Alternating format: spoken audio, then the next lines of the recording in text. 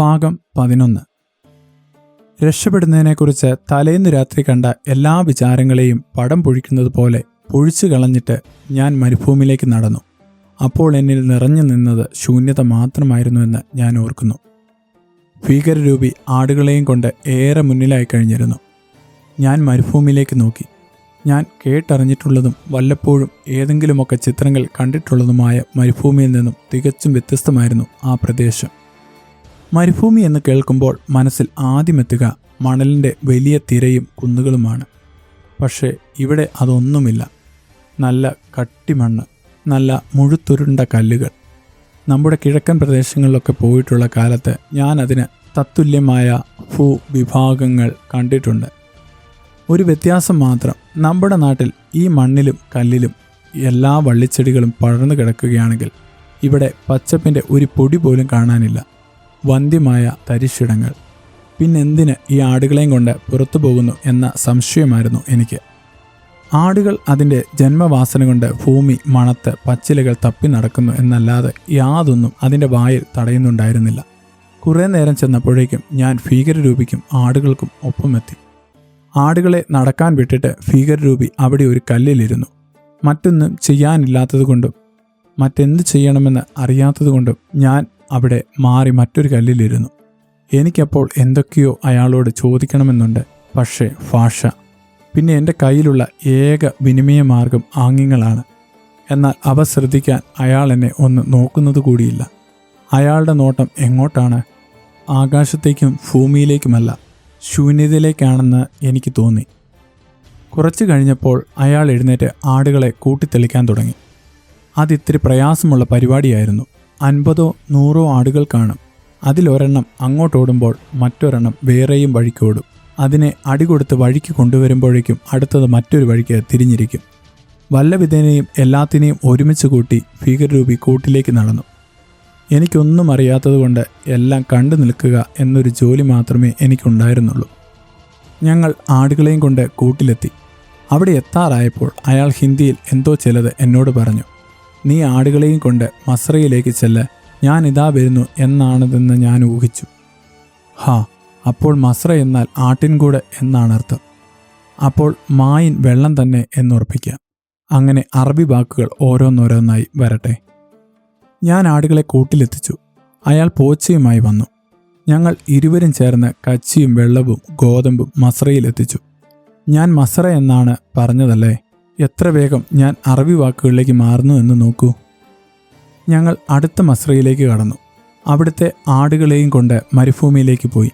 അങ്ങനെ 2-3 മസ്രയിലെ ആടുകളെയും കൊണ്ടുപോയി വന്നപ്പോൾ മാത്രമാണ് എനിക്കൊരു ഏകദേശ രൂപമുണ്ടായത്.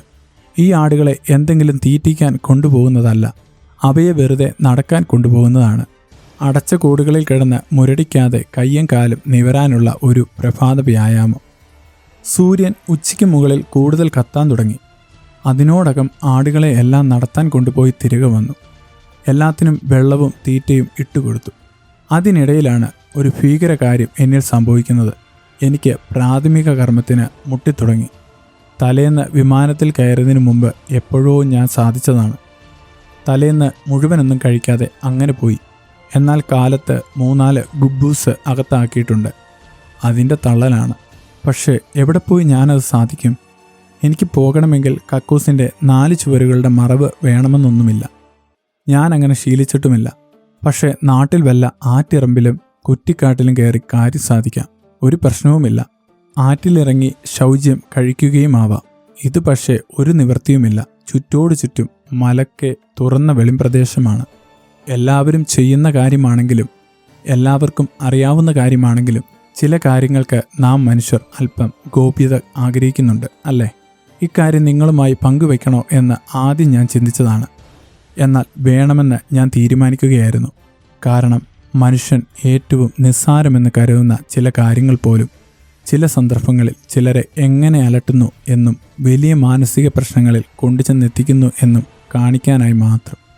അതൊക്കെ ഇല്ലെങ്കിൽ ഈ കഥ പറച്ചിൽ കൊണ്ട് എന്താണർത്ഥം? കാര്യങ്ങളൊക്കെ ശരി, പക്ഷേ അങ്ങനെ വല്ലതും പിടിച്ചു വയ്ക്കാനാവുന്ന കാര്യമാണോ ഇത്? നിമിഷം കഴിയുന്തോറും വയറ്റിൽ വേദന പെരുകുകയാണ്. ഞാൻ പതിയെ മസ്രയുടെ എതിർവശത്തേക്ക് പോയി. എനിക്കും അർബാബിനും ഇടയിൽ, എനിക്കും ഭീകരരൂപിക്കും ഇടയിൽ ഇപ്പോൾ ആടുകളുടെ മസറയുടെ ചെറിയൊരു മറവുണ്ട്. അത്യാവശ്യത്തിന് അത് മതി. ഞാൻ കണ്ണടച്ചിരുന്ന് കാര്യം സാധിച്ചു. ആശ്വാസമായി. ലോകത്തിൽ കിട്ടാവുന്നതിൽ വെച്ച് ഏറ്റവും വലിയ ആശ്വാസം. പൂച്ചയെപ്പോലെ മുകളിലേക്ക് ഇത്തിരി കല്ലും മണ്ണും വാരിയിട്ട് എഴുന്നേറ്റു. ഇനി ശൗചം കഴിക്കണം. അത് സാരമുള്ള കാര്യമല്ല. ടാങ്കിൽ ഇഷ്ടംപോലെ വെള്ളം കിടപ്പുണ്ട്. ബക്കറ്റിൽ പിടിച്ചുകൊണ്ടുപോയി കച്ചിക്കെട്ടിൻ്റെയോ പോച്ചക്കെട്ടിൻ്റെയോ മറവിൽ പോയിരുന്ന് സാധിക്കാം. ഞാൻ ചെന്ന് ബക്കറ്റെടുത്ത് വെള്ളം പിടിച്ചു. പിന്നെ അതുമായി പോച്ചക്കെട്ടുകൾക്ക് പിന്നിലേക്ക് നടന്നു. ചന്തിയിൽ ആദ്യത്തെ തുള്ളി വെള്ളം വീഴുന്നതിന് മുമ്പ് എൻ്റെ പുറത്ത് ചാട്ടിയുടെ ഒരടി വീണു. അപ്രതീക്ഷിതമായ ആ അടിയിൽ എൻ്റെ പുറം പുളഞ്ഞുപോയി. ഞാൻ ഞെട്ടിത്തിരിഞ്ഞു നോക്കി. കത്തുന്ന കണ്ണുകളോടെ അർബാബ്. എനിക്കൊന്നും മനസ്സിലായില്ല. അതിനിടയിൽ ഞാൻ എന്ത് തെറ്റ് ചെയ്തു? പണിയിൽ വല്ല വീഴ്ചയും വരുത്തിയോ? അപരാധം വല്ലതും പ്രവർത്തിച്ചോ? അർബാബ് ചാടി വന്ന് എൻ്റെ തൊട്ടിയും വെള്ളവും തട്ടിപ്പറിച്ചെടുത്തു. പിന്നെ ഉച്ചത്തിൽ ശകാരിച്ചു. ബെൽറ്റ് കൊണ്ട് അടിച്ചു. വല്ല വിധേനയും ഞാൻ തടുക്കാൻ ശ്രമിച്ചപ്പോഴൊക്കെ അർബാബ് കൂടുതൽ ശൗര്യത്തോടെ അടിച്ചു. ഞാൻ നിലത്ത് വീണുപോയി. അർബാബ് വെള്ളത്തൊട്ടിയും എടുത്ത് കൂടാരത്തിലേക്ക് പോയി. അർബാബിൻ്റെ വാക്കുകളിൽ നിന്ന്, ശകാരത്തിൽ നിന്നും അടിയിൽ നിന്നും ഞാൻ ഗ്രഹിച്ചെടുക്കുന്നത് ഇത്രയുമാണ്. ഈ വെള്ളം നിനക്ക് ചന്തി കഴുകാനുള്ളതല്ല. അതിൻ്റെ ആടുകൾക്ക് കൊടുക്കാനുള്ളതാണ്. അതിൻ്റെ വില എത്രയെന്ന് നിനക്കറിയില്ല. മേലിൽ ഇത്തരം അനാവശ്യ കാര്യങ്ങൾക്ക് വെള്ളം തൊട്ടുപോകരുത്. തൊട്ടാൽ നിന്നെ ഞാൻ കൊന്നുകളയും. തൂറിയിട്ട് ചന്തി കഴുകുന്നത് ഒരു അപരാധം എന്ന ഒന്നാം പാഠം ഞാൻ പഠിക്കുന്നത് അങ്ങനെയാണ്. ഞാൻ എഴുന്നേറ്റു. എനിക്ക് വല്ലാത്ത എളുപ്പ് തോന്നി. ഇങ്ങനെയൊരു ഗതികേട് ഇന്നുവരെ എൻ്റെ ജീവിതത്തിൽ ഉണ്ടായിട്ടില്ല. ഞാൻ ആറ്റിൽ ജീവിച്ചവനാണ്. വെള്ളം തൊടാതെ ഒരു കാര്യവും എൻ്റെ ജീവിതത്തിൽ ഉണ്ടായിട്ടില്ല. ശുചിത്വം എൻ്റെ ജീവിത നിലപാടായിരുന്നു. സൈന്യ പോലും 2 നേരം കുളിച്ചില്ലെങ്കിൽ എനിക്ക് ഈർഷ്യയായിരുന്നു. ഞാനാണെങ്കിൽ സർവ്വനേരവും വെള്ളത്തിലും. എന്നാൽ എൻ്റെ ജീവിതത്തിലെ സർവ്വചിട്ടകളും തെറ്റുന്നതിൻ്റെ തുടക്കമായിരുന്നല്ലോ ആ ദിവസങ്ങൾ. അതിൽ ഏറ്റവും കടുപ്പം പിടിച്ചതായിരുന്നു ഈ കഴുകൽ നിഷേധം. ഞാൻ തിരികെ വന്ന് കട്ടിലിന് താഴെ മണലിലിരുന്നു. ഭീകരരൂപി കട്ടിലിരുന്ന് ഗുബൂസ് തിന്നുന്നുണ്ടായിരുന്നു. അവൻ എനിക്കും 2-3 ഗുബൂസ് തന്നു. ശൗചം കഴിക്കാതെ തിന്നുന്നതിനെപ്പറ്റി എനിക്ക് ചിന്തിക്കാൻ പോലും ആകുമായിരുന്നില്ല. ഞാനത് കൈകൊണ്ട് തൊടാതെ മാറ്റിവെച്ചു. അപ്പോഴാണ് അങ്ങ് ദൂരെ ഞാനൊരു കാഴ്ച കാണുന്നത്. ഒരു നിര ഒട്ടകക്കൂട്ടങ്ങൾ. ഒരു 19 കാണണം. നിരനിരയായി നടന്നു വരുന്നു. അതൊരു നല്ല കാഴ്ചയായിരുന്നു. ഏറ്റവും വലുത് ഏറ്റവും മുന്നിൽ, അതിൻ്റെ പിന്നിൽ അതിൻ്റെ ചെറുത്, പിന്നെ വലിപ്പമനുസരിച്ച് ഓരോന്നോരോന്നായി. അവയെ നയിക്കാനോ തെളിയിക്കാനോ ആരുമുണ്ടായിരുന്നില്ല. അവ സ്വയം വഴി തിരഞ്ഞെടുക്കുകയും കണ്ടെത്തുകയും ആയിരുന്നു. അവ നടന്ന് ഞങ്ങളുടെ അടുക്കിലേക്ക് വന്നു. ഞാൻ ആദ്യമായിട്ടായിരുന്നു ഒരു ഒട്ടകത്തെ കാണുന്നത്. ഞാൻ അവയെ അതിശയത്തോടുകൂടി നോക്കി. അതിൻ്റെ കനം മുറ്റിയ പുരികങ്ങൾ മരുഭൂമിയുടെ സകല തീക്ഷ്ണതയും ദ്വേദിപ്പിക്കുന്നതായി എനിക്ക് തോന്നി. മീൻചെകളെ പോലെ അടയ്ക്കുകയും തുറക്കുകയും ചെയ്യുന്ന മൂക്ക്, വിസ്താരത്തിൽ കീറിയ വായ, ബലമേറിയ കഴുത്ത്, കുതിരയുടെ കുഞ്ചി രോമങ്ങൾ ഓർമ്മിപ്പിക്കുന്ന രോമങ്ങൾ, കൊമ്പുപോലെ തലയ്ക്ക് മുകളിലേക്ക് വളർന്നു നിൽക്കുന്ന ചെവികൾ.